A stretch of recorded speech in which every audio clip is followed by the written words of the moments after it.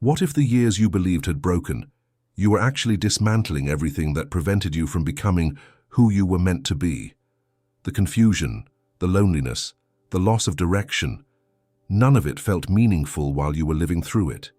Before you go, if you're looking for a simple way to reduce stress and find more inner peace, I have something for you. Check out the ebook, The SIM Method, 5 minutes a day for inner peace and mental clarity. It only takes 5 minutes a day and can help you build a calmer, clearer mind. The link is in the first pinned comment, and if you enjoyed this video, don't forget to subscribe to The Trauma of Being for more content like this. You watched familiar parts of your life disappear and wondered why every attempt to rebuild seemed to collapse again.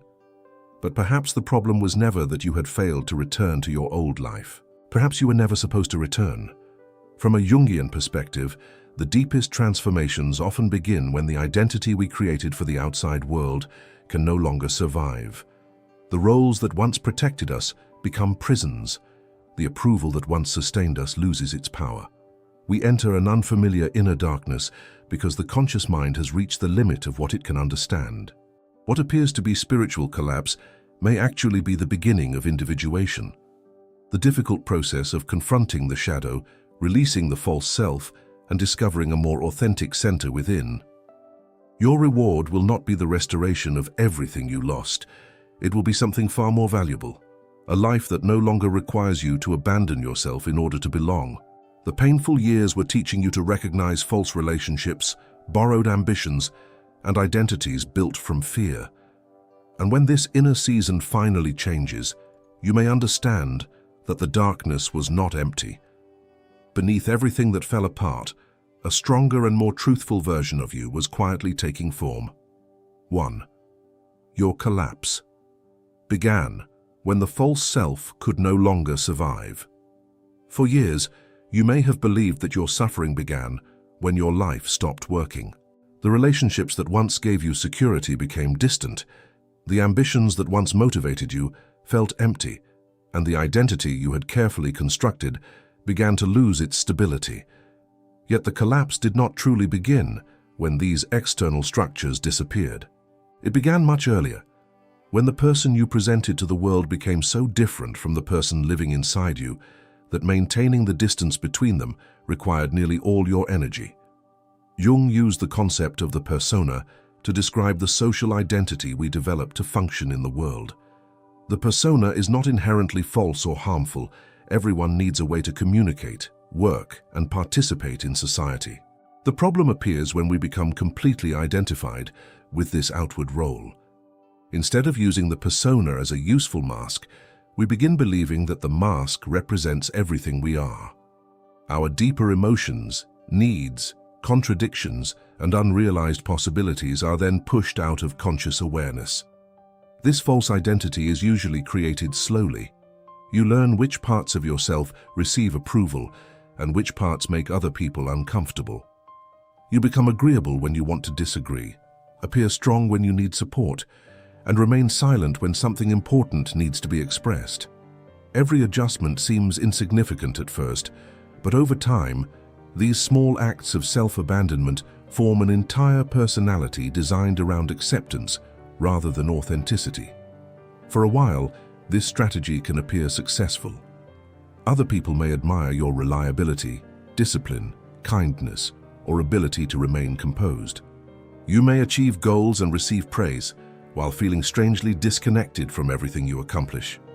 The outside world sees a person who appears stable, but internally, you sense that your life belongs to the role you are performing. Success cannot resolve this conflict because every new achievement strengthens the identity that is already exhausting you. The exhaustion of pretending is not always physical. It can appear as emotional numbness, loss of motivation, chronic indecision, or the unsettling feeling that nothing matters as much as it once did. Activities you previously enjoyed may begin to feel mechanical. Conversations become performances in which you carefully manage how you are perceived. Even moments of rest provide little relief because the deeper source of your fatigue is not what you are doing. It is the person you believe you must continue being. Eventually, the unconscious begins resisting the arrangement. Emotions that were ignored return with greater intensity. Old questions reappear. What do I genuinely want? Why does this life feel unfamiliar? Who would I become if I stopped trying to satisfy everyone? These questions can feel threatening because they challenge the foundations upon which your identity was built. But they are not signs that something has gone permanently wrong. They may signal that the deeper personality is demanding recognition. This is often when external structures begin to change. A relationship may no longer tolerate your growing honesty. A career that once represented success may begin to feel incompatible with your values. Certain friendships may weaken when you stop playing the predictable role they expected from you. It can seem as though everything is being taken away simultaneously, but what is actually disappearing is the environment that required the false self to remain in control. The temptation during this period is to rebuild the old identity as quickly as possible. You may try harder to please people, recover former ambitions, or return to places where you once felt accepted. Yet something inside you refuses to cooperate. What previously felt normal now feels unbearable because awareness has changed you. Once you recognize how much of your life was organized around fear and approval, you cannot completely return to unconscious conformity. The collapse, therefore, becomes a confrontation between two versions of you. One wants familiarity, certainty, and social acceptance. The other demands truth, even when truth disrupts everything familiar.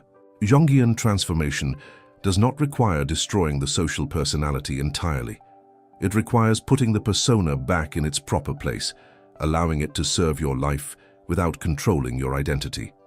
You can still fulfill responsibilities and participate in society without confusing your roles with your complete self. What collapsed was not your deepest identity, but the structure that had been hiding it. The exhaustion was the cost of keeping an outdated version of yourself alive after its purpose had ended. As the false self weakens, the process may initially feel like losing direction. In reality, you are creating the space necessary for a more honest life to emerge, one built not on constant performance, but on a growing relationship with who you truly are. 2. The darkness forced you to meet your shadow.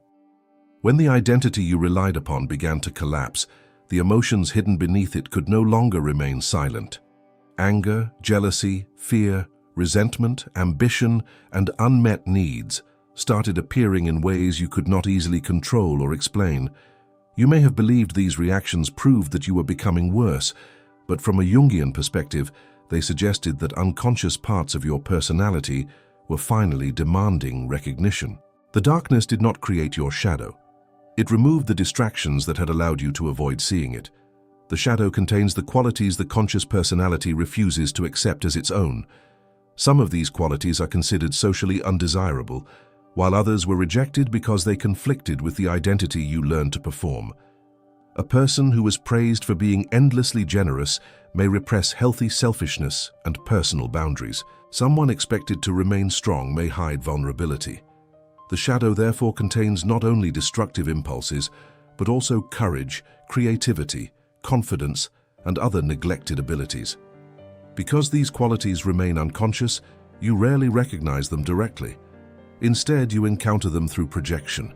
Projection occurs when the mind unconsciously places its own unrecognized traits onto another person. What belongs partly to your inner world suddenly appears to exist entirely outside you. This allows you to preserve a flattering image of yourself while directing discomfort towards someone else. Projection can be recognized through reactions that feel unusually intense. Another person's confidence may seem like unbearable arrogance because you have rejected your own desire to be visible. Their emotional openness may appear weak because you were taught to suppress vulnerability. Their independence may seem selfish because you have spent years sacrificing your own needs. The behavior you observe may be real, but the intensity of your reaction can reveal an additional hidden connection to your own shadow. Positive projection can be just as powerful.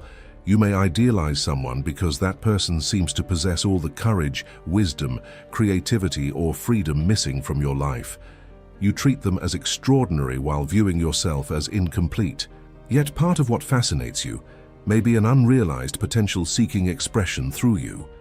The quality is not necessarily absent from your personality. It may simply remain unconscious and undeveloped. Projection keeps the shadow hidden because it convinces you that every important conflict exists outside you. Other people always appear to be the source of your anger, insecurity, disappointment, or fascination. As long as the explanation remains entirely external, you never need to examine what the encounter awakened within you. The same emotional pattern can then repeat through different relationships, with new people taking the roles previously occupied by others. Meeting the shadow begins when you pause before turning every reaction into a judgment. Instead of asking only what is wrong with the other person, you begin asking why this particular quality affects you so deeply. What does it remind you of? Which part of yourself were you forbidden to express? What desire, fear, or ability have you assigned to someone else? These questions do not excuse harmful behavior or eliminate the need for boundaries. They simply prevent external conflict from becoming a permanent hiding place for unconscious material. Integrating the shadow does not mean acting upon every impulse. It means acknowledging that the personality contains contradictions and learning to respond to them consciously. Anger can reveal a violated boundary. Jealousy can expose an abandoned ambition. Fear can identify where growth is required, while admiration can point toward an ability waiting to be developed. When understood rather than denied, these emotions become information instead of invisible forces controlling your decisions. The difficult years forced this meeting because your old identity could survive only by keeping the shadow outside awareness. Once that identity weakened, projection became easier to recognize, and the people who triggered you became unexpected mirrors. The reward was not becoming perfectly pure or permanently peaceful. It was gaining the freedom to reclaim the qualities you had placed in others, accept the complexity of your nature, and choose your actions with greater awareness.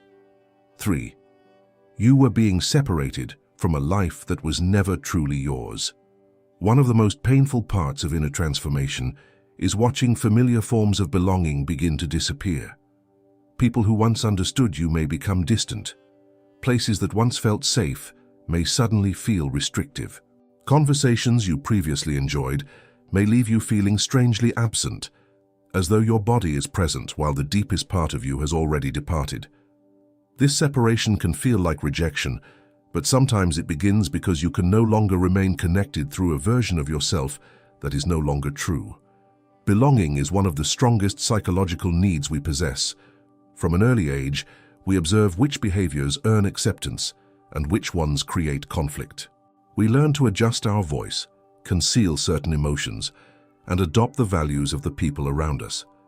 These adaptations can be necessary while we are developing, but they become limiting when acceptance continues to depend upon hiding our authentic thoughts, needs, and aspirations. Over time, you may build an entire life around maintaining this conditional belonging.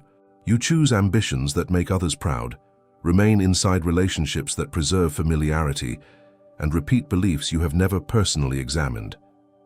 Everything may appear stable from the outside, yet an invisible distance grows within you. You belong to the group, but you no longer feel connected to yourself. The first signs of separation are often quiet. You begin questioning what everyone else accepts without hesitation. Old goals lose their emotional power, and familiar roles become increasingly difficult to perform. You may attempt to ignore this change because recognizing it threatens your place within the group. Yet, every time you silence your developing awareness, the inner conflict becomes more exhausting. When you finally begin expressing what has changed, some people may not understand. They may interpret your boundaries as coldness, your independence as rejection, or your honesty as unnecessary disruption. This response can tempt you to return to the identity they preferred. The fear of losing belonging is so powerful that even an inauthentic life can appear safer than the uncertainty of becoming yourself. However, a connection that survives only through self-denial cannot provide genuine belonging. It offers inclusion to the role you perform, while leaving the person beneath that role unseen. This is why you can feel profoundly alone, even when surrounded by familiar people. The loneliness does not come merely from the absence of company. It comes from realizing that your acceptance depends upon remaining disconnected from essential parts of yourself. In Jungian terms, individuation requires a gradual separation from the collective identity. This does not mean rejecting society, abandoning every relationship, or treating independence as superiority. It means learning to distinguish your own values from the expectations you absorbed unconsciously. You remain capable of connection, but your identity is no longer determined entirely by the group. This stage can create an uncomfortable period between two worlds. You no longer fit comfortably inside the life you have outgrown, but the new life has not yet taken shape. There may be no immediate community waiting to recognize the person you are becoming. The emptiness of this transition can make you believe you have made a mistake, when in fact you are learning to stand without the constant confirmation that once defined you. Gradually, the loss of false belonging creates room for more honest relationships. You begin noticing who respects your boundaries, listens without demanding conformity, and allows you to change without treating your growth as betrayal. At the same time, you learn to offer others the same freedom. Authentic belonging becomes possible because connection is no longer based on performance, fear, or mutual dependence. You are not being punished by losing a life that required your disappearance. You are being separated from identities, ambitions, and connections that could accompany you only as long as you remained unchanged. The painful loss of belonging was preparing you to discover a deeper form of connection, one in which you do not need to abandon yourself to earn a place. What initially felt like exile may eventually reveal itself as the beginning of your return to your own life. 4. Your loneliness was creating psychological independence. Loneliness initially felt like evidence that something had gone wrong. The familiar voices became quieter, invitations arrived less often, and the people who once reflected your identity back to you were no longer present in the same way. Without their reactions, expectations, and approval, you were left with an uncomfortable question. Who are you when nobody is watching? The silence felt empty because you had not yet discovered that it could also become a place of psychological independence. For much of life, identity is shaped through reflection. You learn who you are by observing how other people respond to you.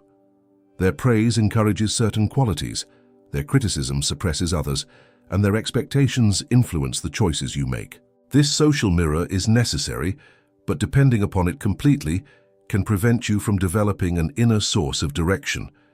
You begin living according to what receives recognition rather than what feels genuinely meaningful. When those external mirrors disappeared, you may have felt invisible. Achievements seemed less important when nobody applauded them, and decisions became more difficult when no one was available to approve them. This revealed how much of your motivation had been tied to being witnessed. The loneliness exposed a dependency that constant company had successfully concealed. You knew how to perform an identity for others, but you had rarely experienced yourself without an audience. In Jungian psychology, solitude can create an opportunity to encounter the unconscious personality. Without the noise of collective expectations, forgotten interests, emotions, and desires begin to emerge. You may remember something you loved before usefulness became more important than curiosity. You may recognize beliefs you repeated without examining them. The quiet allows questions to surface that social performance had kept buried. At first, these discoveries may seem insignificant. You notice which activities you choose when they cannot impress anyone, which opinions remain when there is no argument to win, and which dreams continue calling when there is no guarantee of recognition. Such moments reveal the difference between genuine desire and the desire to be admired. The person you are alone is not necessarily your complete identity, but that person can reveal truths the public version of you has learned to conceal. Psychological independence develops when you stop requiring constant confirmation before trusting your own experience.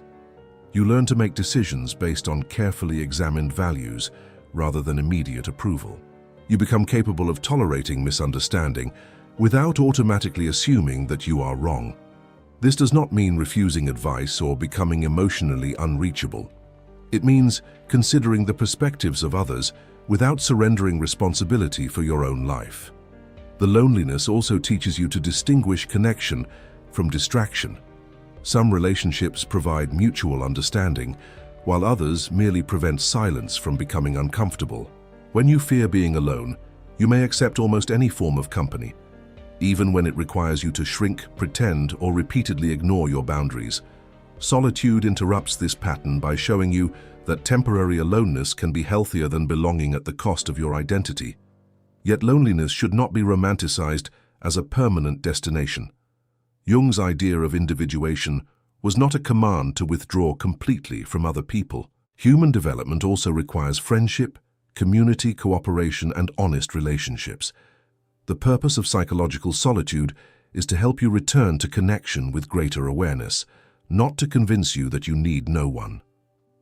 As your inner foundation becomes stronger, relationships begin to change. You no longer approach people solely to escape emptiness or receive proof of your worth. You can appreciate closeness without making another person responsible for defining you. You also become more capable of respecting differences because disagreement no longer threatens the fragile identity you once depended on others to maintain.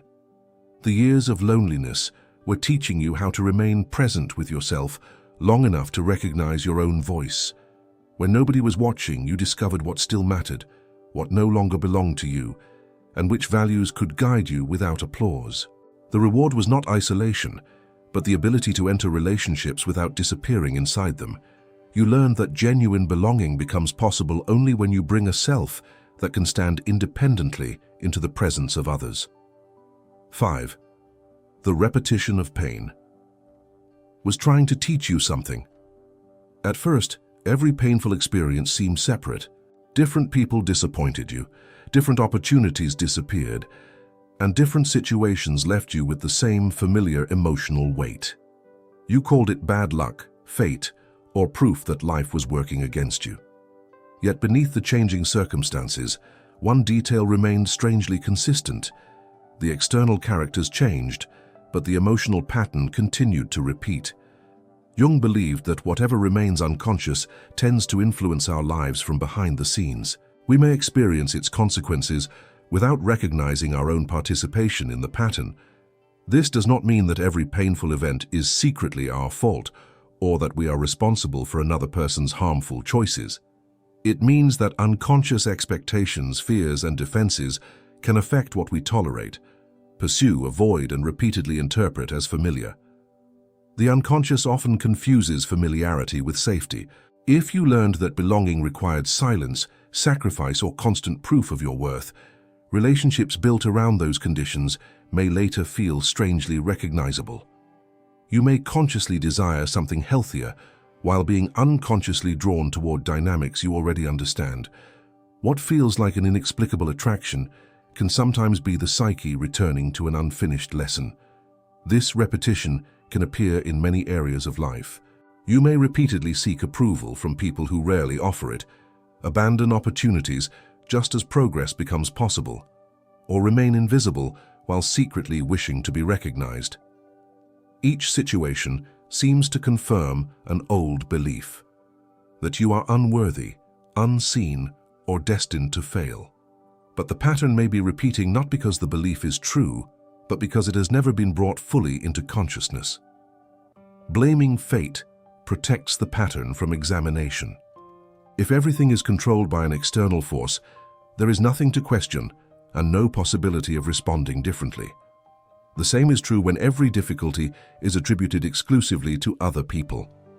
External circumstances matter, and injustice is real.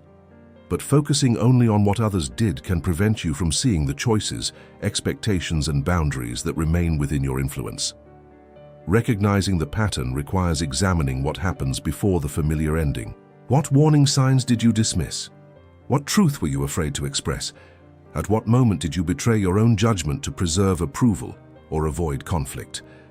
These questions are not invitations to shame yourself. They are attempts to find the point where unconscious repetition can become conscious choice. The emotional reaction itself can offer important clues. If a present situation produces an intensity greater than the immediate event seems to explain, an older wound may have been activated.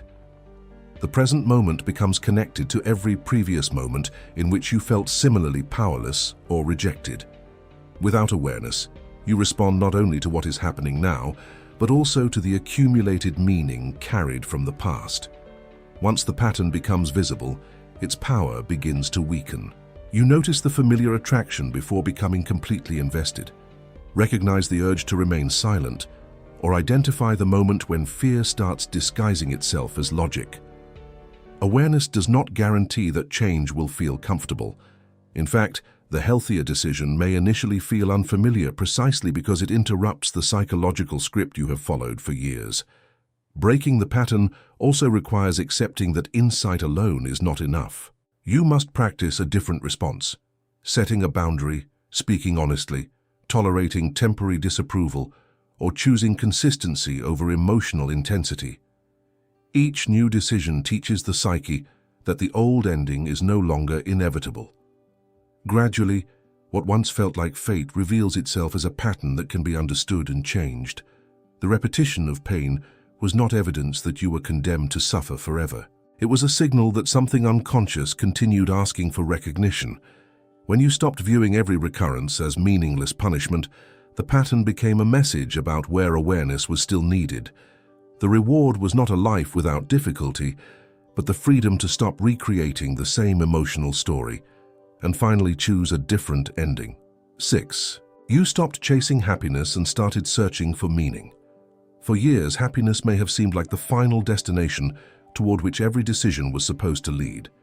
You believed that the right relationship, achievement, environment, or version of yourself would eventually create a permanent state of satisfaction. Each goal carried the same promise. Once you reached it, the uncertainty would disappear and life would finally feel complete. Yet even when something good arrived, the feeling never remained as long as you expected. This did not mean that your achievements were worthless or that joyful experiences were illusions. It meant that happiness was never designed to remain unchanged. Like every emotion, it rises, transforms, and eventually gives way to another state. When you demanded permanence from it, every natural change felt like a personal failure. Instead of appreciating happiness while it was present, you became anxious about preserving it. The pursuit gradually became exhausting. You measured the value of your life according to how good you felt on a particular day. Sadness suggested that you were moving backward. Uncertainty seemed like evidence of failure, and discomfort became something that had to be eliminated immediately. Without realizing it, you were no longer pursuing happiness itself. You were struggling to control the entire emotional rhythm of being human. Modern culture often strengthens this expectation by presenting happiness as something that can be permanently secured through improvement. There is always another goal to reach, another habit to perfect, or another identity to construct. The promise keeps moving forward, ensuring that the present moment never feels sufficient. You become devoted to a future version of life, while remaining unable to inhabit the life already unfolding. Your years of collapse interrupted this pursuit because many of the things that once produced satisfaction stopped working. External success could no longer silence your questions. Distraction could not restore your sense of direction, and approval became less emotionally convincing.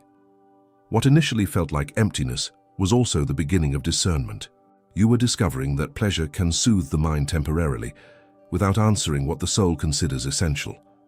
From a Jungian perspective, psychological development is not primarily about remaining happy, it is about becoming more whole.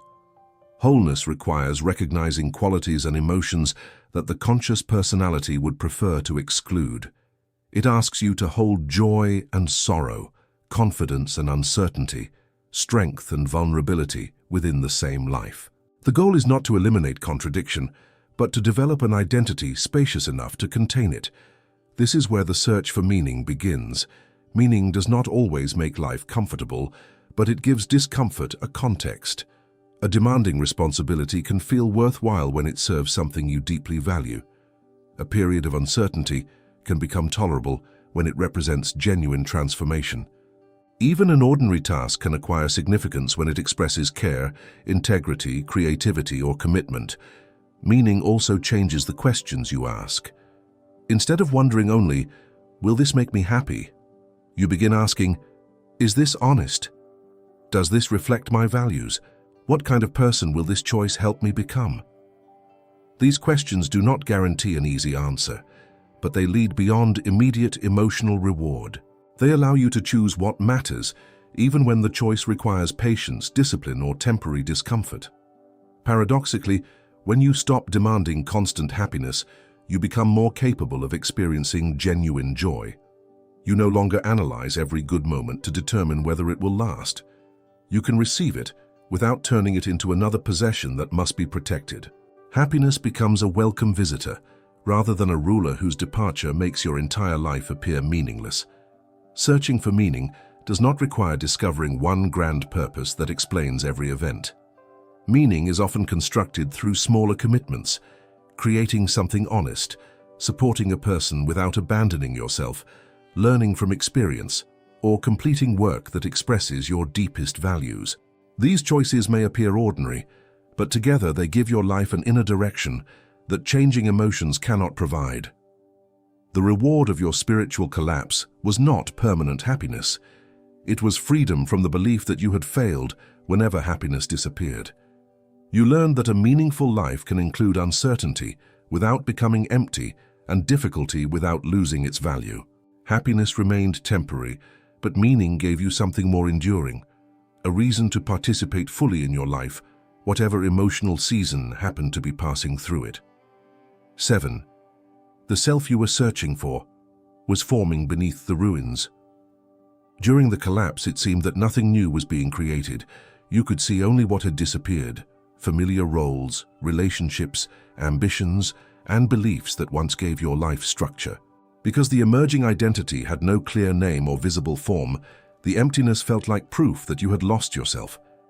Yet beneath the ruins, a deeper psychological organization was gradually taking shape, one that could not be understood through external achievement alone. Jung distinguished between the ego and the self. The ego is the conscious center that says, "This is who I am," while the self represents the wider totality of the personality, including both conscious and unconscious dimensions. Individuation begins when the ego recognizes that it is important but incomplete. You stop trying to control every part of your inner life and begin listening to what the deeper psyche is attempting to communicate. This communication rarely arrives as a direct instruction. The unconscious speaks through images, emotions, dreams, recurring symbols, and unexpected associations. These inner experiences may appear confusing because they do not follow the straightforward language of conscious reasoning. They present psychological material in symbolic form, inviting reflection rather than offering simple answers. Dreams can reveal conflicts that the waking mind has avoided. A locked room might suggest an unexplored part of the personality, while a journey through an unfamiliar landscape could reflect movement into an uncertain stage of life. Such images do not possess one fixed meaning that applies to everyone. Their significance depends upon your personal history, emotional associations, and present circumstances.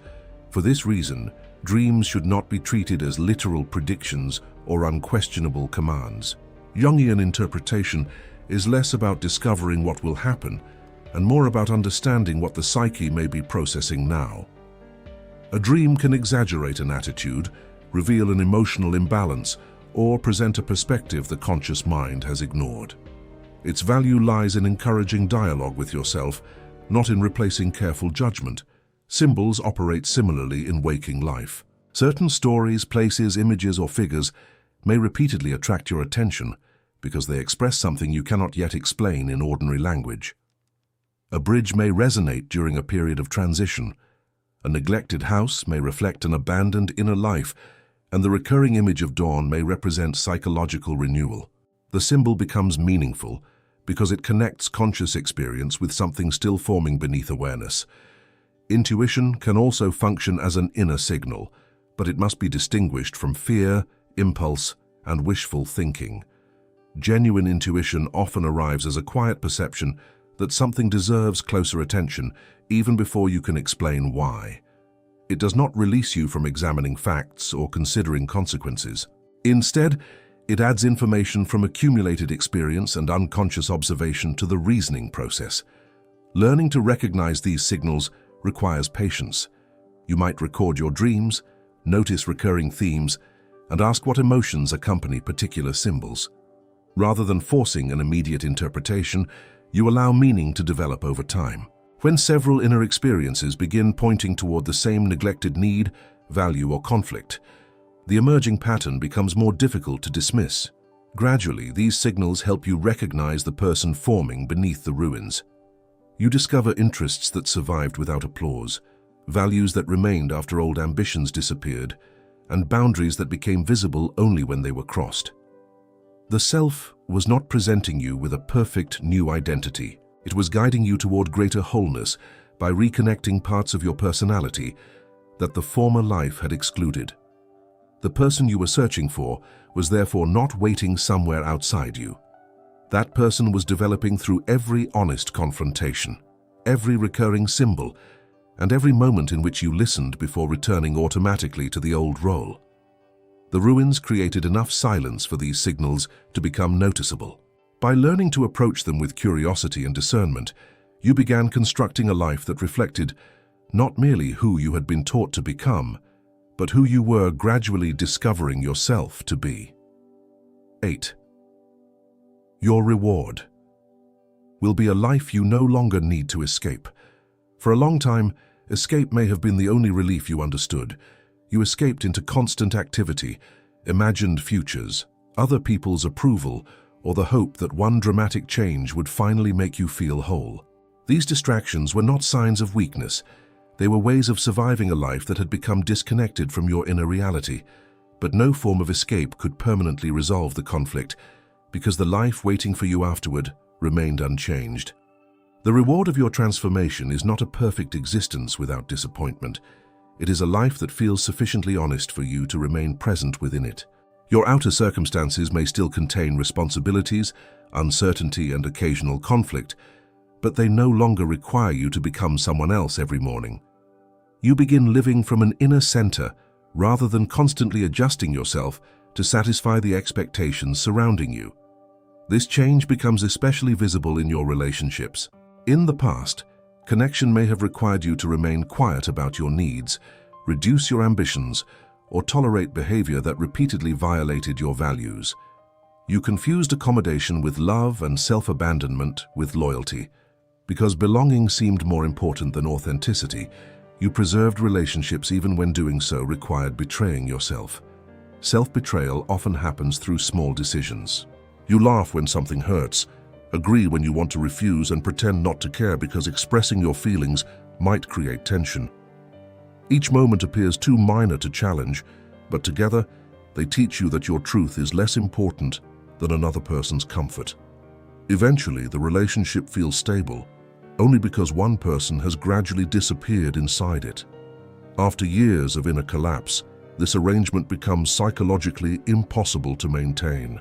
You recognize the exhaustion that follows every interaction in which you must perform. You notice when affection is offered only after obedience and withdrawn whenever you establish a boundary. What once seemed normal begins to feel incompatible with the person you are becoming. Choosing healthier relationships does not mean searching for people who agree with everything you say. Genuine connection includes disagreement, compromise, and mutual responsibility. The difference is that these experiences no longer threaten your right to exist as a separate person. You can express a need without being punished, revise an opinion without being humiliated, and say no without being forced to prove that your boundary is justified. You also stop demanding that other people complete what remains unfinished within you. You no longer expect them to provide a permanent identity, rescue you from every difficult emotion, or confirm your worth each day. Psychological independence allows you to approach relationships with more freedom, because connection becomes a conscious choice rather than protection from emptiness. This independence also changes what you offer. When you no longer need to control how others perceive you, you can listen without immediately defending yourself. When you stop treating disagreement as abandonment, you can allow people to possess identities different from your own. Your boundaries become clearer, but so does your capacity for compassion, because respect now moves in both directions. Some relationships will adapt to this transformation, while others may not. People who valued your compliance may describe your boundaries as selfishness. Those who benefited from your silence may resist your honesty. Their reaction does not automatically make them wrong, but it reveals whether the relationship can evolve beyond the roles that originally held it together. The life you no longer need to escape is built gradually through choices that appear ordinary. You rest without feeling that your worth has disappeared. Pursue work aligned with your values and remain close to people who do not require constant performance. You stop postponing your existence until some future version of you becomes acceptable.